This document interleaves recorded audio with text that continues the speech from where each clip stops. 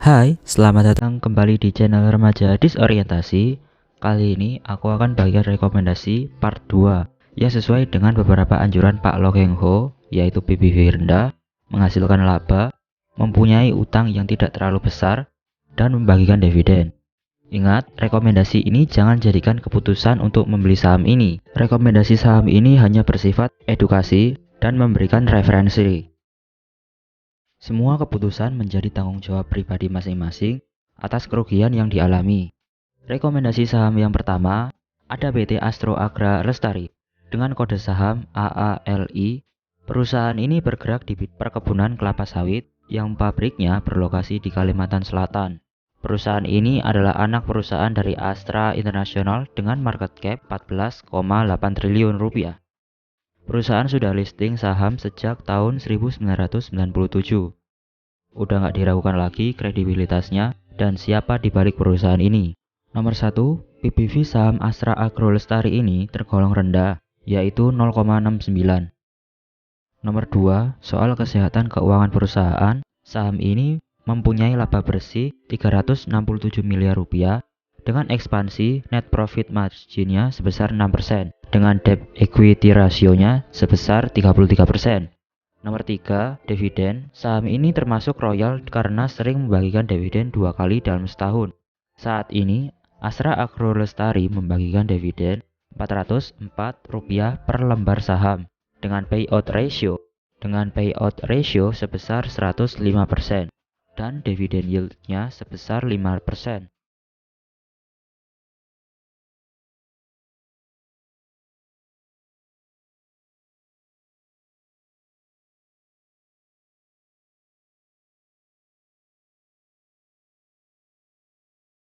Rekomendasi saham nomor 2, ada PT Industrindo dengan kode saham MLIA. Ruang lingkup kegiatan perusahaan meliputi perdagangan atas hasil produksi anak usaha. MLIA sendiri memiliki market cap 3 triliun rupiah. Saham ini tergolong saham yang murah karena mempunyai PBV di bawah 1, tepatnya 0,6.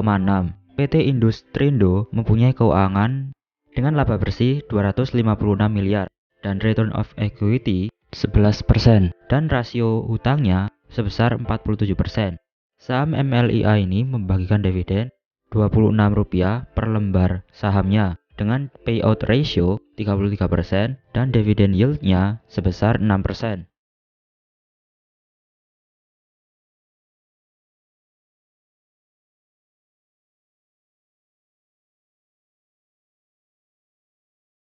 Rekomendasi saham nomor 3, ada PT Klipan Finance Indonesia dengan kode saham CEVIN. Perusahaan ini bergerak di bidang sewa pembiayaan konsumen, dan anjak piutang.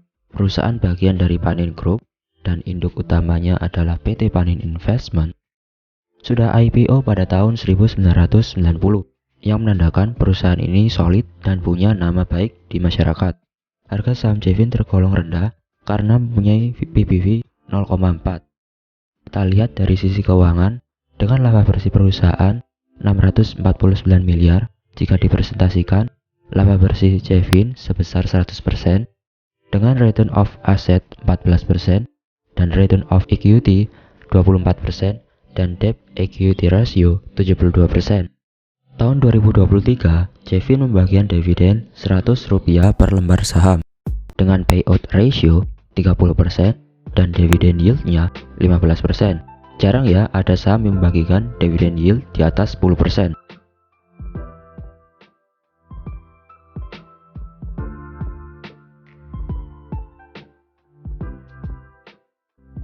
Rekomendasi saham nomor 4, ada perusahaan perkebunan London Sumatera Indonesia dengan kode saham LSIP. Perusahaan ini bergerak di bidang perkebunan kelapa sawit dan karet. Produk utamanya adalah minyak sawit mentah dan karet serta biji-bijian kecil kakao teh. Perusahaan ini merupakan anak perusahaan dari PT Salim Infomas Pratama. Perusahaan mulai beroperasi secara komersil pada tahun 1963 dan IPO pada tahun 1996. Dengan market cap 7 triliun, tentunya perusahaan ini bukan perusahaan kemarin sore. LSIP punya rasio harga saham yang tergolong murah karena PBV perusahaan ini sebesar 0,65. Dari sisi keuangan, perusahaan mencatatkan laba sebesar 166 miliar dengan presentase sebesar 8%. LSIP punya return of equity sebesar 3% dan return of asset 2%. Jika dibandingkan debt equity ratio, perusahaan ini sangatlah rendah sebesar 16%. Dari segi pembagian dividen, LSIP membagikan dividen Rp53 per lembar saham dengan payout ratio 108 dan dividen yield-nya 5%.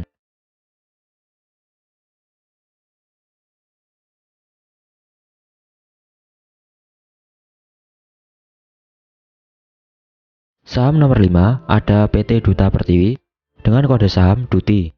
Perusahaan bergerak dalam bidang pembangunan, pengembangan real estate, dan bisnis perdagangan umum. Perusahaan mulai beroperasi secara komersil dalam bisnis real estate pada tahun 1988 dan melantai ke bursa saham pada tahun 1994 dengan market cap 9 triliun. Valuasi saham DUTI lumayan normal dengan PBV 0,9. DUTI menghasilkan laba bersih senilai 513 miliar rupiah dan jika dipresentasikan, laba bersih DUTI sebesar 26%, kemudian return of equity sebesar 10%, return of asset sebesar 6%.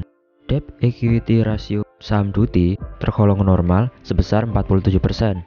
Kemudian soal dividen, DUTI tidak membagikan dividen. Seluruh laba telah dikurangi dana cadangan ke dalam saldo ekuitas untuk memperkuat struktur modal dan sebagai modal kerja.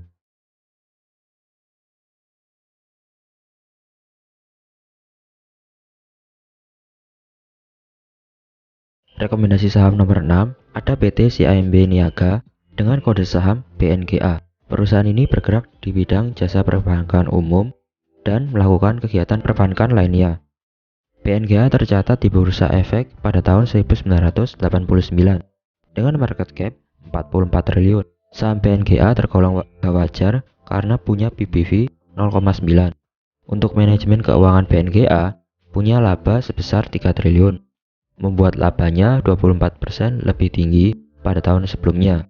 BNGA mempunyai return of asset 14%, return of equity sebesar 1%. Untuk debt equity ratio 615%, tapi aku anggap normal karena hutang saham bank biasanya lebih dari 100%.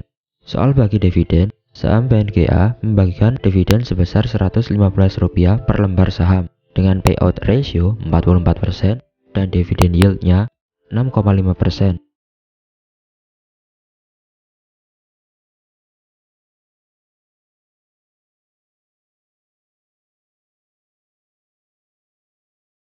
Rekomendasi saham nomor 7 ada PT Panin Sekuritas dengan kode saham PANS. Perusahaan ini bergerak di bidang pialang efek dan underwriting. Perusahaan mulai beroperasi secara komersil pada tahun 1989 dan IPO pada tahun 2000 dengan market cap 1,2 triliun. PANS memiliki PBV yang tergolong rendah 0,85, jadi kalian bisa menjadikan saham ini pertimbangan. PANS mempunyai laba bersih 87 miliar atau keuntungan laba bersih dalam persentase 42%. Selain itu, PANS punya return of asset sebesar 8% dan return of equity sebesar 12%. Jika dibandingkan debt equity rasionya 46%. Gimana? Apakah kamu masih tertarik dengan saham yang satu ini? Ditambah lagi, PANS membagikan dividen Rp250 per lembar sahamnya dengan payout ratio 102% dan dividen yield-nya 14%. Oke, kita masuk ke kesimpulannya. Kalau kamu mencari saham dengan paling murah, kamu bisa membeli saham Cevin dengan PBV 0,4. Selain itu, kenaikan laba bersih Cevin juga meningkat, yaitu 100%, dan mempunyai dividen yield-nya yang paling tinggi 15%. Itu dia 7 rekomendasi saham yang undervalue, pembagian dividen yang tinggi, mempunyai laba yang menarik. Ingat, tetap analisa lagi saham tersebut, dan analisa juga tujuan finansialmu dan kondisi keuanganmu sekarang. Ingat, saham adalah instrumen jangka panjang dengan resiko yang tinggi. Jangan sampai kamu investasi saham hanya tergiur dengan returnnya yang tinggi, tapi kalian gak siap dengan resikonya yang tinggi. Sampai jumpa di pertemuan selanjutnya. Salam dari remaja disorientasi.